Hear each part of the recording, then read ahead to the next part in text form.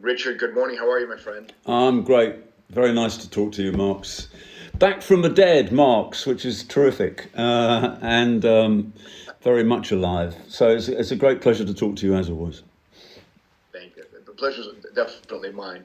So, Richard, most everybody now knows either of you or of the 80-20 principle, which clearly you popularized with your best-selling 80-20 principle book, which has sold over 1 million copies. And by the way, it's been read multiple times by people like myself and had a positive impact.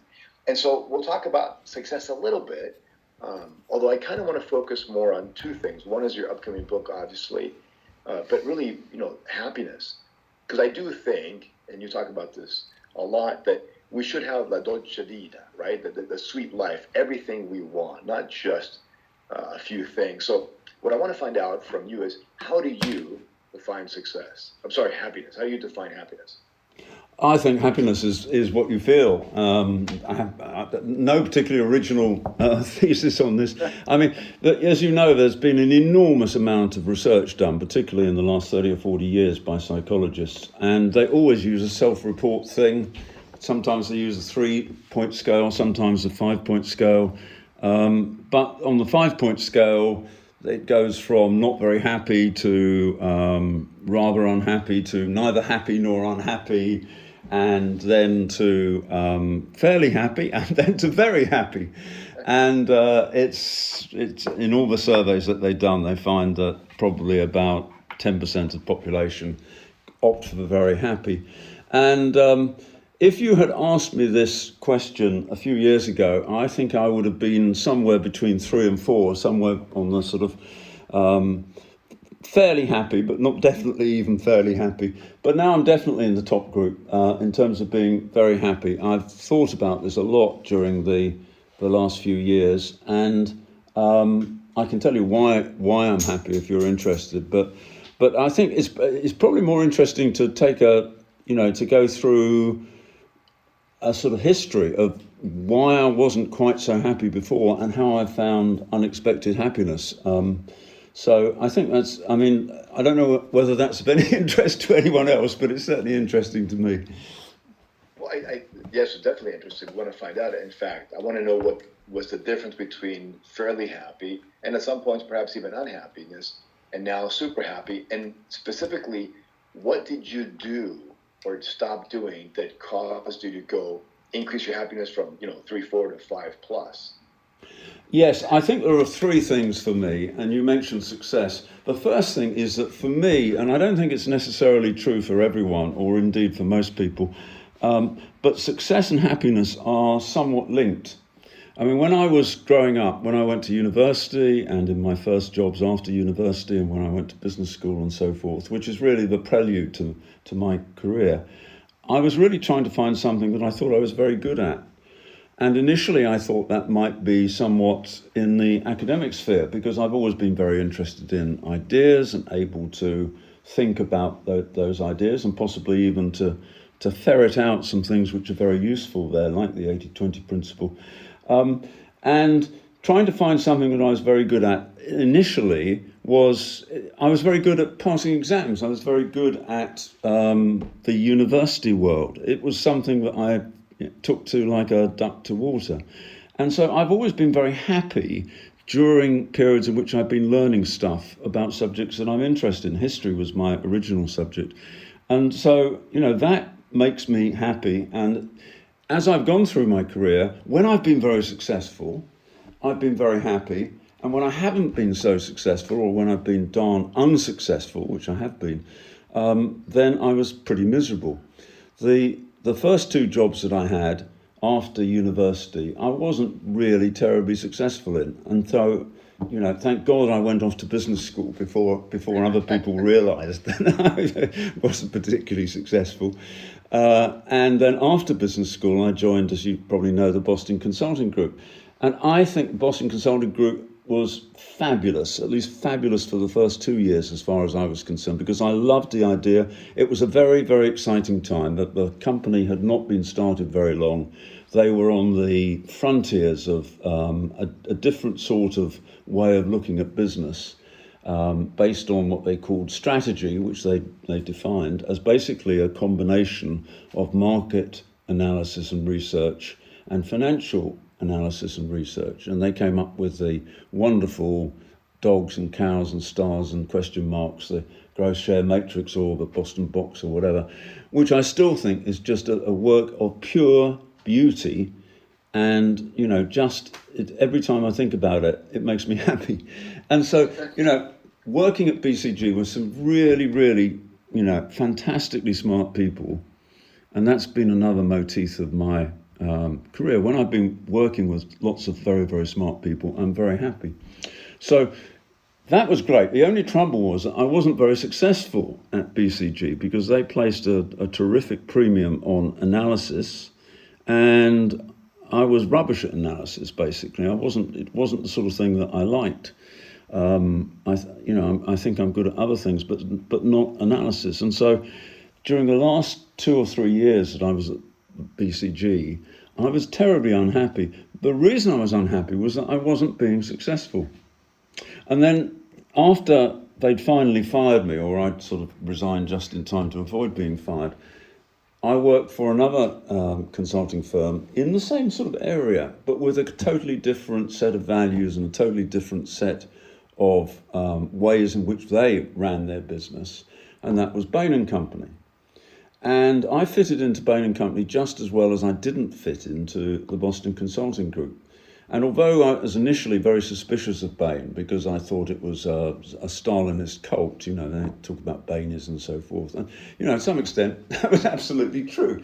But nevertheless, I was successful there, and that made me happy. And then 3 of us went off and started our own strategy consulting firm, LEK.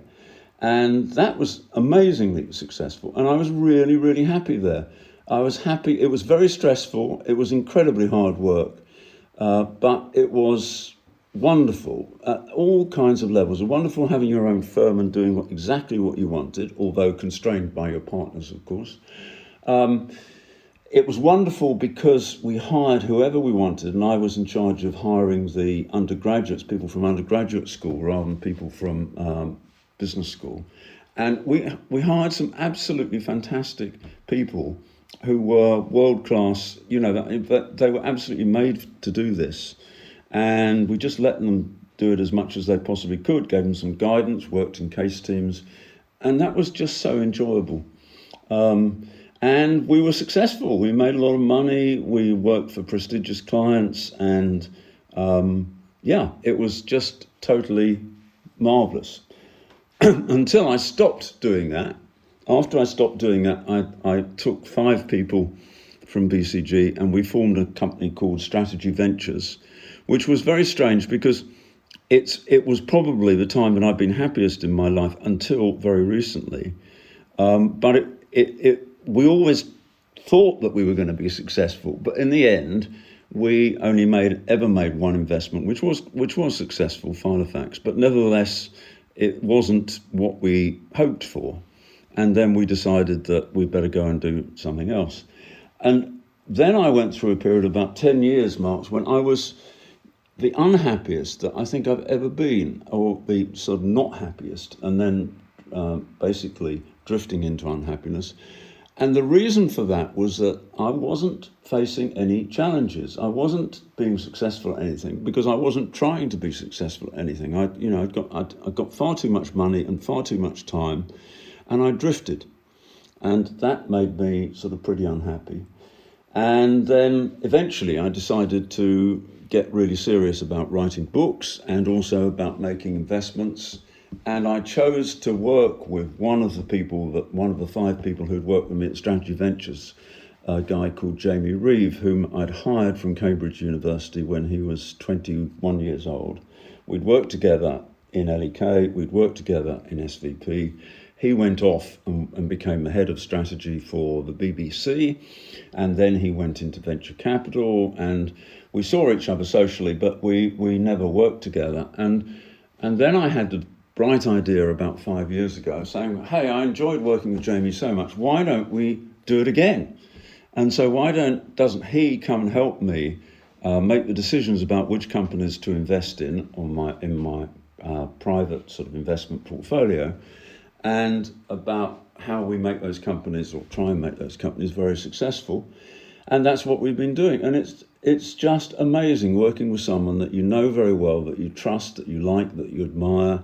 And we speak nearly every day. He does most of the work. I do very little of the work, but it works perfectly. It absolutely works brilliantly. And that has helped to make me very happy. Also, the fact that we've been very successful in our investments, and also that my books have been reasonably successful, that also has made me happy. So I'm back with item number 1 checked off, which is success and happiness going together. But item number 2 is friendships. And item number 2 is, Jamie is probably the most important friend that I have, but I have a small number of other very, very good friends. And the best thing is when you're friends with people and you can collaborate with them, for me anyway, collaborate with them in business.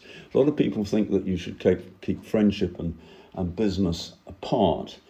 And I think they're right. You shouldn't actually go into business with someone because they're a friend, but having someone that you know is going to contribute fantastically or make your business successful, and working with them on that, and they are a friend to start with, I think is or they become a very good friend, I think is just a recipe for sheer heaven. So the second thing is a small number of very close friendships, which are very rewarding. And then the third thing, which is just amazingly unoriginal, is falling in love. Now, I've fallen in love 3 times in my life, and I went through a long period in which I wasn't in love. And I can tell you that being in love is just, well, I'm sure you know, Marx, because whenever I see a picture of you, I see a picture of your whole family there, very photogenic, huge smiles on everyone's face. And it's obvious that you all love each other, and that's fantastic. And so, I have gradually fallen in love in the last 7 years with someone that I have got to know very well now. And it's absolutely marvellous. It really is. So those are the 3 things that I think are important for me anyway. And it's the absence of those which makes me unhappy. So how do you define success then? Well, we've talked about this a lot, and I think we probably should concentrate more on happiness. But success is doing what you want to do and being fulfilled at it, in my view. Well, the reason I ask is because you said originally at the beginning that success and happiness go together. Yes. So, right, and happiness you defined as a feeling, and then you said you were successful in some ventures but not others. And so is it the achievement of goals you've set? Is it the challenging work? I mean, Ray Dalio says that for him, doing interesting work with interesting people is what gets him to be excited. No, well, I agree with that, obviously. But you don't have to be successful at everything. What you have to do is feel that you're at least doing something which is useful to other people, and also which is validated in the marketplace. And if it's something which is supposed to make money, it actually makes money. If it's not supposed to make money, it does whatever it's supposed to do. So I think it's very, very important that you define what happiness is, and that you define what success is. And someone can be very successful and happy at doing something which is, which the world at large doesn't particularly recognize. I mean, that's very true for people who raise children. It's very true for people who've got an abiding interest in something. One of my friends is very happy, and he is a racing tipster, horse racing man. And, he absolutely is quite good at what he does, but he doesn't have to make a huge profit each season on the bets that he places. He just loves horse racing. He loves horses. He loves the horse fraternity, the people that he goes and interviews and talks to, the trainers, the jockeys, and the owners. And so, it can be something where, if you looked at this person, he's completely unknown. Well, not completely unknown, except in, he's known in a very narrow part of French horse racing, where he's, basically one of the most knowledgeable people about French horse racing. But as an English person, that's a pretty rare situation. And this chap, whose name, maybe I shouldn't give his name. He is one of the happiest people I know, and he's happy because he loves doing his work. And if you love doing your work, chances are that, if the work is important anywhere or important to you, you're going to be happy. So I think success and happiness, can go together. But for other people who are, for whom work is not the most important thing in their life, or one of the most important things in their life, then I think, there are other sources of happiness, and the friendships and the romantic relationship that you have are probably the most important single things, I think. But so beyond that, sorry, go ahead. Sorry, no, I was going to ask you, what habits or activities do you engage in daily to ensure your happiness at level 5 or plus? Well, I do some work. And I talk to Jamie and I think, and sort of thinking is quite important to me. And if I think that I've come up with something that might be an elegant idea or whatever, or I elaborating it an elegant idea, then that makes me very happy. There is something beyond this, though, which I think is very important, and I don't claim to have any particular. I was going to say I don't claim to have any particular.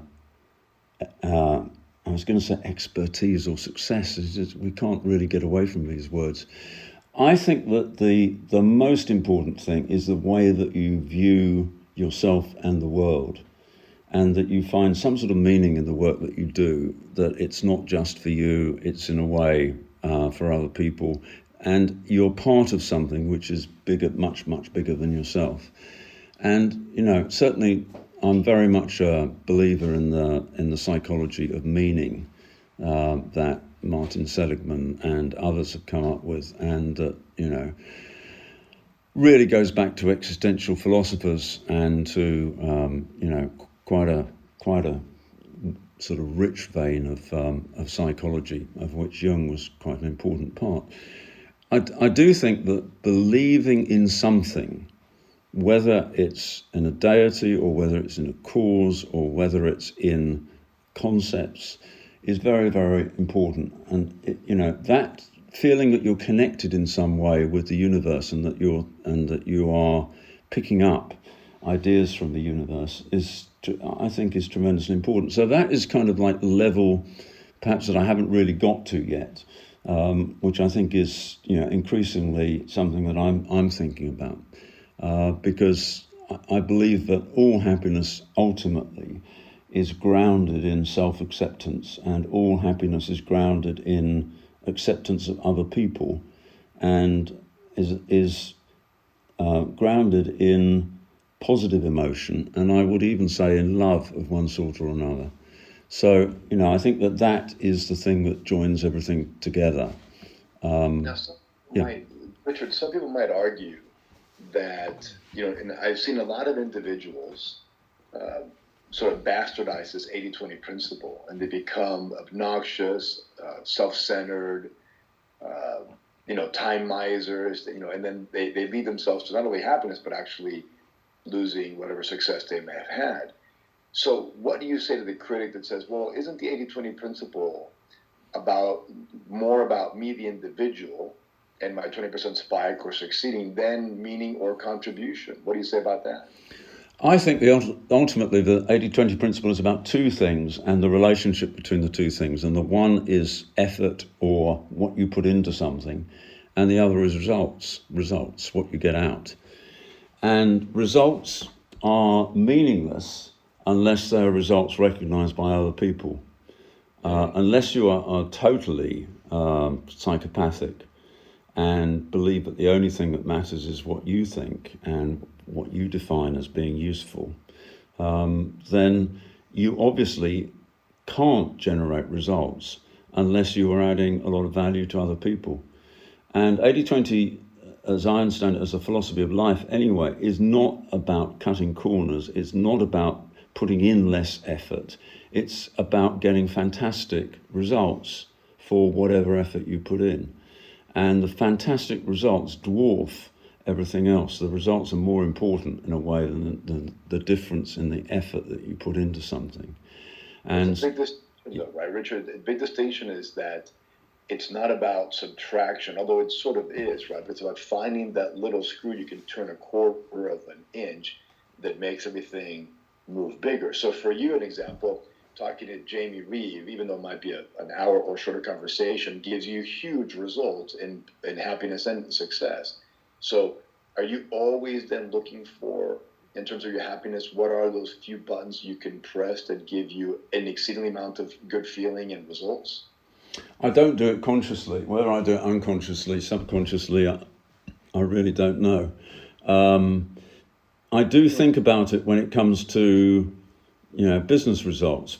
I do think about what are the few things that I could do, or one thing that I could do, which is most likely to lead to whatever result it is that I'm focused on at a particular point in time. But as a philosophy, it's really about the results and what you can do to generate the results, because none of us on our own are actually terribly significant. And yet you do see great people who achieve, Nelson Mandela, for example, who achieve the most amazing results, who, basically managed to bridge the gulf between two completely different cultures, between groups of people who hated each other, between people who were being subjective and abused by those who had the power, and the people who had the power were not able to be secure because they were always afraid that the majority of the population would rise up at some stage, maybe years hence, and kill them and drive them into the sea. And one man, and it was only one man, I believe, that could ever have done this. Oliver Tambo couldn't have done it.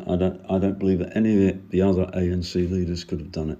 One man actually managed to make an ungovernable country governable. South Africa has its problems, but it's hugely better than it was before 1994. And that was really due to two people, which was Nelson Mandela on the one hand, and the president of South Africa on the other hand,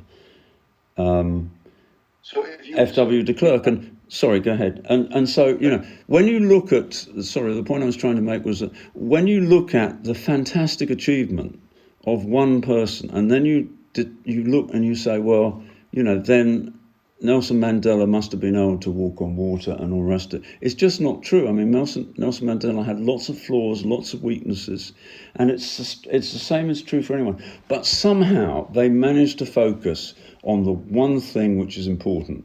And in this case, it was that he and the half dozen Afrikaans leaders got to like and trust each other and believe that they could trust the word, that when Nelson Mandela said, we're not going to drive you into the sea, they actually thought, yeah, that's probably right. And he may be able to stop the other people driving us into the sea as well. So, it is a focus, and the results can be fantastic. But, the idea that the key thing is the amount of effort or the lack of effort, that's a means to an end. That is a means to actually trying to define what as you say, the leverage point is. What's the screw that you can turn, as you put it? That's very important. But the most important thing is that you go for results which are transcendent, which are really going to make a massive difference in people's lives. And that is not being selfish, and that is not being callous, and that is not being materialistic. That is being human. Okay, so two questions follow up. One is, you've had patron saints like Ronald Reagan and Warren Buffett, and I forget who else that you had for productivity. Do you have patron saints for happiness? And then the second follow-up question is, there's this big movement about habits, and you talk about the 7, happiness habits in your book and what have you. But yet, here we are focused on results. So do you put results as the end game, and then do you modify your habits and your activities to get that result, or do you focus on the habits and then keep those consistent, and that gives you the results? Right. Well, let me answer the second question first, and the first question second. I think it's been proved that habits are a way of locking in your brain to doing something automatically. So riding a bicycle, for example, you learn how to ride a bicycle, and then you don't have to think about riding a bicycle. And a lot of us get into very bad habits or very good habits, and they sort of lock in and they become pretty automatic. So, the habit is important, but it's just a means to an end. And there are probably, the 80-20 rule applies to this as well, there are probably about half a dozen habits that are really incredibly important and need to be locked into your brain, like deferred gratification, like sort of eating the best part of the pudding last rather than first. So that's my answer on the results. On the first question, the sort of patron saint, who are the patron saints of happiness? I would nominate someone that I bet a lot of people listening to this podcast who will listen to this podcast will never have heard of, but who was incredibly important in world history. And that's a guy called Marcion. Nobody even knows his first name. Marcion was a wealthy shipbuilder born about 100 AD, 100 years after the birth of Christ.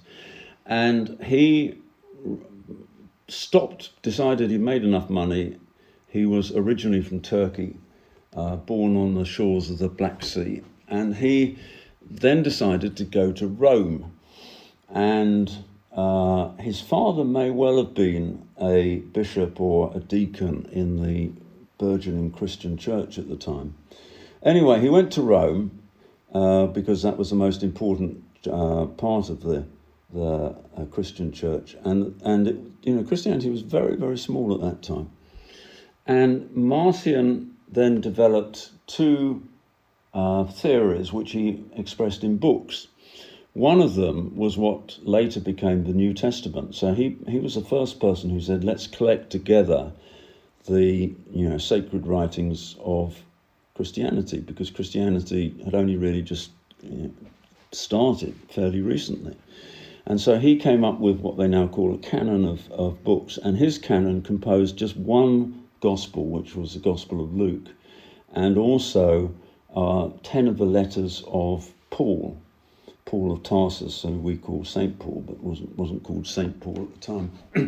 So he then said that is basically our sacred literature, and of course that particularly the letters of Paul have resonated down the centuries, and anyone who's thought seriously about issues like free will, whether they're Christian or not, has certainly used the ideas which were developed by Paul.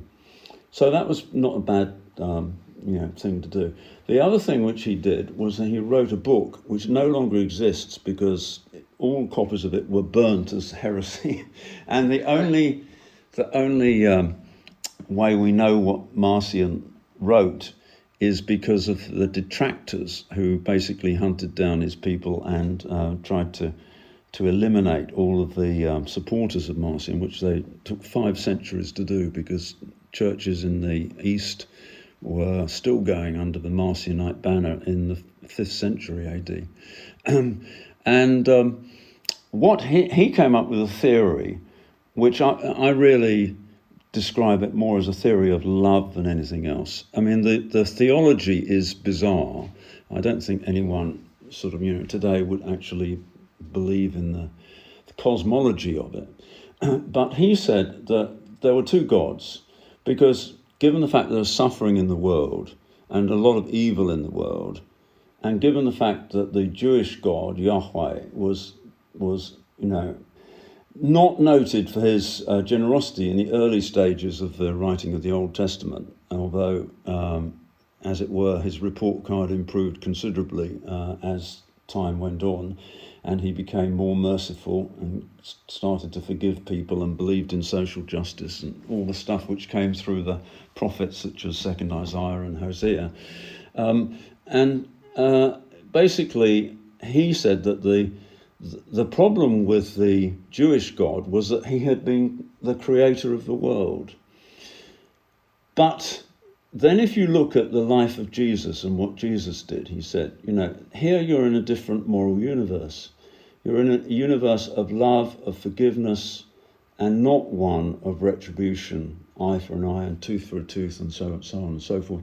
And so he said, it's impossible that the old God could be the same as the God revealed by Jesus. Now, who was this God? Well, he said, we don't know. We don't know anything at all about this God. He's an alien God. And but the thing is, although there was no relationship between mankind and this new God, the God of love, nevertheless, he was prepared to send Jesus down from the heavens and basically to demonstrate the nature of love. And that this God, that was the only thing we knew about him. We couldn't pick up any signals about what he was like from nature or from the world because he didn't make the world. But he was one of pure, ineffable goodness. And he constructed a theory which made Christianity the most attractive religion that there ever has been or could be. It's not the same as modern Christianity, unfortunately. So he took all the bad things, the desire for justice, the retribution, the fear and trembling before the Lord and all that sort of stuff. And he eliminated that. In fact, he eliminated it, one of the detractors said, with a razor blade, because he would cut things out of some of the some of the letters of Paul or the gospel which he had that he didn't think reflected well on God. And what you were left with was just pure love. And he said, ultimately, evil will be vanquished and love will triumph and everybody in the world will be saved. And this was a version of Christianity which was enormously appealing, and that explains why he was the most successful evangelist ever. And so I would make him my patron saint of happiness because he believed that we should be happy and we could be happy. And the way to do that was just accept the grace of God and the love of God. And that was the whole of the nature of the gospel. Long answer, I'm afraid. Very simple question. No, but it's a great answer. So you think he's a patron saint because he focused primarily on love and goodness and acceptance of self and others? Yeah, exactly. Okay, so then how do you, as him having one of your patrons of happiness, how do you model him or try to model him on a daily basis?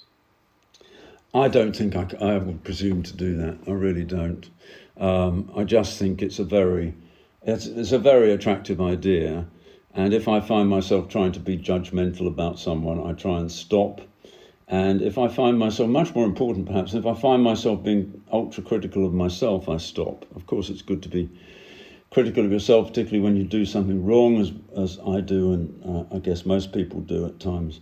But I think it's very important that you, at the same time, accept yourself and accept all that is good that comes to you from the outside, and that you believe in some way, and the metaphysics of it and the theology of it utterly escapes me, but in some way that you can be part of a sort of love machine, and that you have a choice whether you put a good construction on something that you do or a bad construction, and the same on what other people do as well. So that's what I try and bear in mind. And I think that yeah. No, go ahead, Richard. No, I'd finish, Marx. I mean, I think we're straying into areas where which are tremendously important, but I don't think I really have anything original to say about them. So are you more or less ambitious now than you were years ago?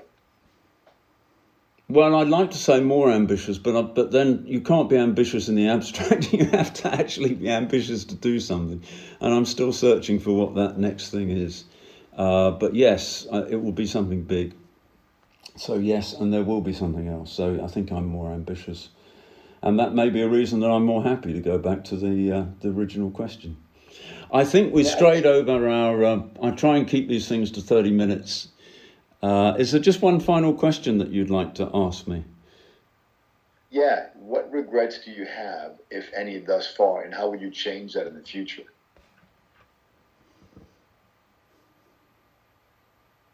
Well, I certainly regret drifting, this period of drift in my life after LEK and Strategy Ventures. But there's nothing you can do about that except not drift again.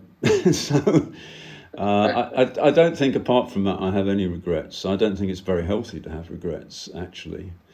I'm with Edith Piaf. No regrets.